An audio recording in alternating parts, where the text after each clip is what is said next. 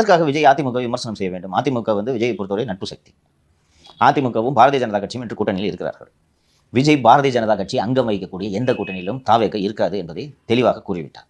பிறகு எதற்காக அதிமுக விஜய் விமர்சனம் செய்ய வேண்டும்? எனக்கு இந்த கான்டெக்ஸ்டே புரியல. நாளைக்கு கூட்டணி அமையலாம், அமைவதற்கு சாத்தியமே கிடையாது. பட் விஜய் அந்த ஆப்ஷனை ஓப்பனாக வைக்கிறது லாஜிக் தானே.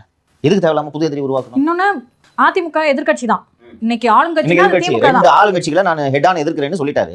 எதுக்கு இவங்களை போட்டு எதிர்த்துட்டு இருக்கணும்? ஆக்சுவலா அதிமுக என்ற கட்சியே வந்து திமுக எதிர்ப்புல உருவானது. விஜயும் வந்து திமுக எதிர்ப்புல தன்னுடைய கட்சியை வளர்க்குறான்னு பாக்குறாரு. இப்ப நீங்க வந்து அதிமுகவும் ஏத்தீங்கன்னா சீமான் மாதிரியோ விஜயகாந்த் மாதிரியோ ஒரு கட்சி ஆயிடும். அப்படிதான் விஜய் பாக்குறவர்னு நான் நினைக்கிறேன். இன்னொன்று நான் ரொம்ப சிம்பிளா சொல்றேன், அவசியம் இல்லைல்ல.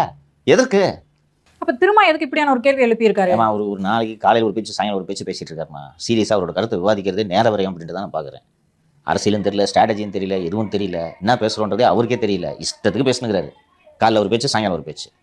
2 சீட்டுக்காக நாங்கள் விலை போய் விட மாட்டோம்னு சொல்றது. அப்புறம் எங்களுக்கு டீ பண்ணுக்காக வந்திருக்கோம் நினைக்கிறேன்றது. இதெல்லாம் எதில் சேர்த்துப்பீங்க? விடுங்க.